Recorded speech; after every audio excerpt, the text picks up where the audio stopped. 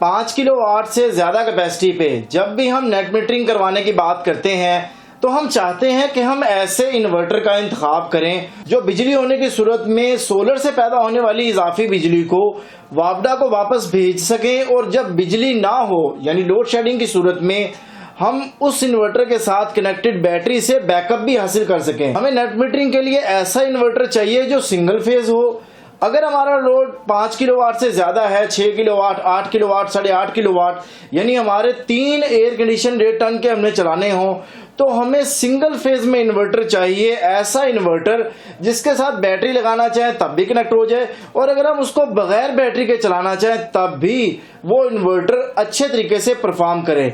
ऐसी बहुत सी खूबी जो आज हमें ज़्यूनिक 8.5 किलोवाट इन्वर्टर में देखने को मिलेंगी, जो कि आज मैं इस वीडियो में आपको बताने वाला हूं। इस इन्वर्टर में बहुत ज्यादा फीचर्स हैं जिस बात का अंदाजा आप यहां से लगा सकते हैं कि हमने ज़्यूनिक 8.5 किलोवाट की वीडियो को 2 हिस्सों में तकसीम किया है, जिसमें पहले हिस्से में आज हम इस इन्वर्टर की अनबॉक्सिंग करके दिखाएंगे कि इस इन्वर्टर के बॉक्स से आपको क्या क्या मिलता है और सबसे अहम बात कि इस इन्वर्टर के मेन फीचर्स कौन कौन से हैं। और इसके साथ साथ जो इसका पार्ट 2 होगा उसमें हम इसका load test, PV generation test और बाकी जो टेस्ट आप देखना चाहते हैं वो हम दूसरी वीडियो में आपको बताएंगे। अगर इसकी डाटा शीट पढ़ने की बात करते हैं तो यहाँ पे हम देख सकते हैं 220 वोल्ट बता रहा है, यानी सिंगल फेज पे आप इसको चला सकते हैं।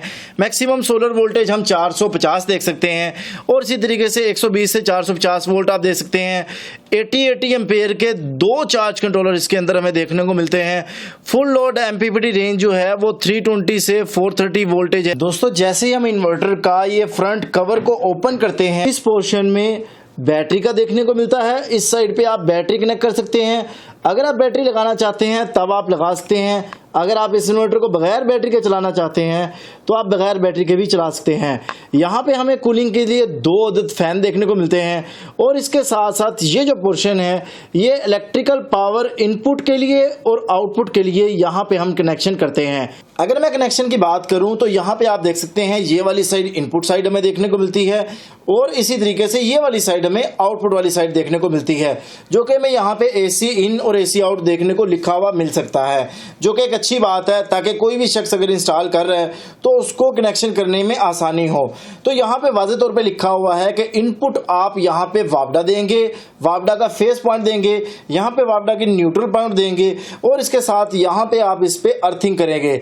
एक चीज आपको बता दूं, आप छोटे इन्वर्टर 1.2 2.2 किलोवाट को तो बगैर अर्थिंग के चला सकते हैं, लेकिन कोशिश करें जब भी आप 5 किलोवाट या इससे बड़ा इन्वर्टर लगाएं तो आप अर्थिंग लाजमी करें। मेरी बात करने का हरगिज ये मकसद नहीं है कि छोटे इन्वर्टर पे आप अर्थिंग ना करें, सब पे अर्थिंग करें, लेकिन जब आप ज्यादा कैपेसिटी की बात करते हैं तो आप अर्थिंग को इंश्योर करें। और डेफिनेटली जब आप नेट मीटरिंग के लिए इस इन्वर्टर को इस्तेमाल कर रहे हैं तो फिर तो आप लाजमी अर्थिंग करेंगे, जो कि इसकी रिक्वायरमेंट भी है। उसके बाद अगर मैं बात करूं पीवी कनेक्शन की तो यहाँ पे आप देख सकते हैं मुझे 1 2 3 4 यानी पॉजिटिव और नेगेटिव एक एमपीपीटी देखने को मिल रहा है।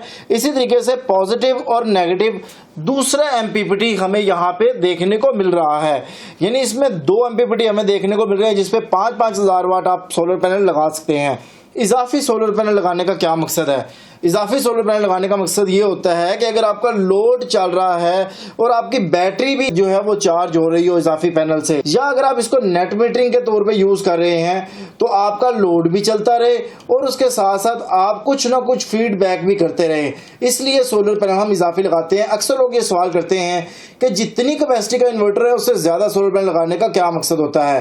एक वजह तो ये है, दूसरी वजह ये है कि हमें पता है कि सोलर पैनल 100% आउटपुट नहीं देते।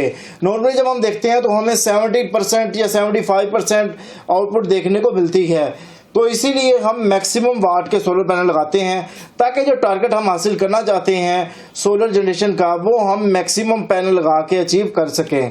इस इन्वर्टर में ऑन ग्रिड और ऑफ ग्रिड दोनों का ऑप्शन मौजूद है। ज़्यूनिक कंपनी के इस 8.5 किलोवाट इन्वर्टर पे आप 10 किलोवाट तक सोलर पैनल इंस्टॉल कर सकते हैं।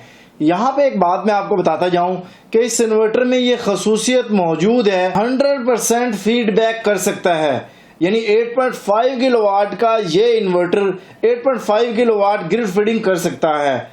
इस चीज को हम नेक्स्ट वीडियो में टेस्ट भी करेंगे। ये इन्वर्टर 100% प्योर साइन वेव के साथ देखने को मिलता है। अगर इस इन्वर्टर की डिस्प्ले की बात की जाए तो यकीनन इसने बहुत ज्यादा मकबूलियत हासिल की है, क्योंकि इसका टच जो काम करता है वो बहुत अच्छे तरीके से काम करता है और इसके डिस्प्ले पे बहुत से ऐसे फीचर्स आपको देखने को मिलते हैं। इस इन्वर्टर में रियल टाइम शेयरिंग का ऑप्शन मौजूद है, यानी अगर आपका लोड सोलर की कैपेसिटी से ज़्यादा चलता है या किसी वजह से मौसम की खराबी की वजह से या किसी भी वजह से अगर सोलर की जनरेशन कम आ रही है और लोड आपका ज़्यादा चल रहा है, तो एट द सेम टाइम इजाफी लोड आपका वापडा पे चलेगा और बाकी जो लोड है वो सोलर से चलता रहेगा। आप इस तरह के 9 यूनिट्स को पैरेलल कर सकते हैं।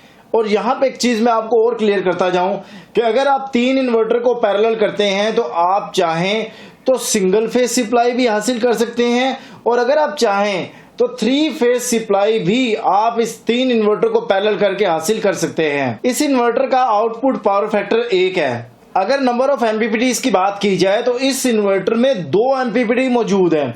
एक एमपीपीटी पे आप 5000 वाट सोलर पैनल इंस्टॉल कर सकते हैं। डुअल एमपीपीटी का एक फायदा ये भी होता है कि अगर आपके पास 2 मुख्तलिफ तरह के 2 मुख्तलिफ कैपेसिटी के सोलर पैनल मौजूद हैं, यानी अगर फर्ज किया एक सोलर पैनल आपके पास 10 सोलर पैनल 330 वाट के हैं और कुछ सोलर पैनल आपके पास 600 वाट के हैं, 650 वाट के हैं या एनी हाउ कोई भी वाट के आपके पास मौजूद हैं, तो आप इसमें दोनों एमपीपीटी पे मुख्तलिफ वाट के सोलर पैनल भी बड़ी ही आसानी के साथ लगा सकते हैं। अगर इसके पीवी इनपुट वोल्टेज रेंज की बात की जाए तो 120 वोल्ट से 450 वोल्ट तक आप इस इन्वर्टर को दे सकते हैं, यानी इसमें 2 एमपीपीटी मौजूद हैं तो दोनों को आप 120 वोल्ट से 150 वोल्ट तक दे सकते हैं। इसका 0 ट्रांसफर टाइम है, यानी अगर बिजली जाती है या इसकी रिले शिफ्ट होती है ग्रिड से बैटरी की तरफ, आपका जो लोड है जैसे कि आपके कंप्यूटर्स वगैरह हैं या आपके कोई भी बरकी आलात हैं तो वो रीस्टार्ट नहीं होंगे।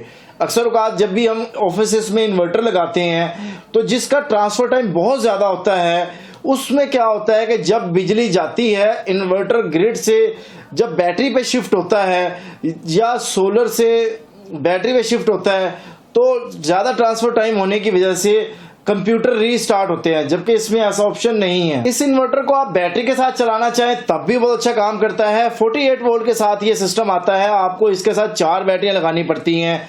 बैटरी की बात हो रही है तो मैं आपको ये बताता जाऊं कि आप इसके साथ जियोनिक की लिथियम आयन बैटरी के साथ साथ और हर तरह की बैटरी लगा सकते हैं, जिसमें आप एजीएम बैटरी लगा सकते हैं, फ्लडेड बैटरी लगा सकते हैं। आपके पास चाहे ट्यूबुलर बैटरी है या ब्लॉक शेप में बैटरी है, आप इस इन्वर्टर के साथ हर तरह की बैटरी लगा सकते हैं, बशर्ते है कि आपको उसके मुताबिक पैरामीटर की सेटिंग को सेट करना होता है। इसके साथ वाईफाई डिवाइस भी आप लगा के इसका तमाम डाटा आप अपने मोबाइल की स्क्रीन पर मॉनिटर कर सकते हैं।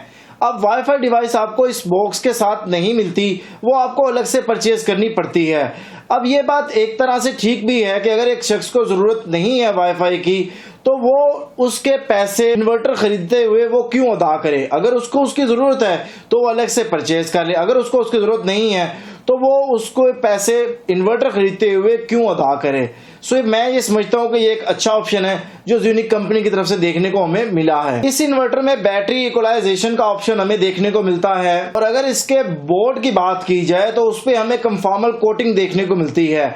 यही वजह है कि हमें नमी की वजह से जो मसाइल देखने को मिलते थे या डस्ट की वजह से जो मसाइल देखने को मिलते थे वो हमें नहीं देखने को मिलेंगे। इस इन्वर्टर के ऊपर आप 1.5 टन के 3 एयर कंडीशन बड़ी ही आसानी के साथ चला सकते हैं, या आपका कोई भी लोड जो 8.5 किलोवाट की रेंज में है आप उस पर चला सकते हैं। लेकिन हमेशा की तरह मैं आपको यहाँ पे ये रिकमेंड करूंगा कि आप किसी भी इन्वर्टर के ऊपर 80% तक या 85% तक लोड डालें ताकि वो इन्वर्टर आपको मैक्सिमम एफिशिएंसी दे सके और उस इन्वर्टर की लाइफ जो है वो मैक्सिमम आप हासिल कर सके। अगर इसकी वारंटी की बात की जाए तो इसकी 5 साल की वारंटी हमें देखने को मिलती है। अब आप सोच रहे होंगे कि इतनी ज्यादा खूबियों वाले इन्वर्टर की कीमत क्या होगी, तो आपको ये बताता जाऊं कि कीमत के मामलात आपको पता है डॉलर्स की कीमत की वजह से हर मर्तबा चेंज आपको देखने को मिलती है।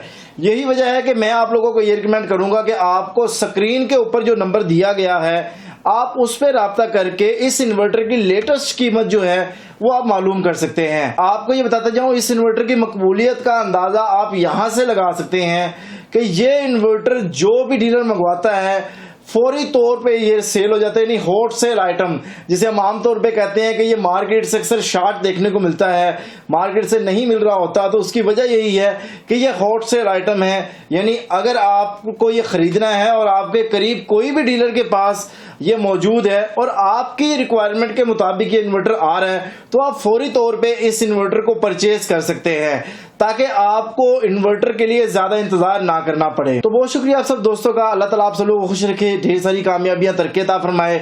मिलते हैं नेक्स्ट वीडियो के साथ। अल्लाह हाफिज। पाकिस्तान जिंदाबाद।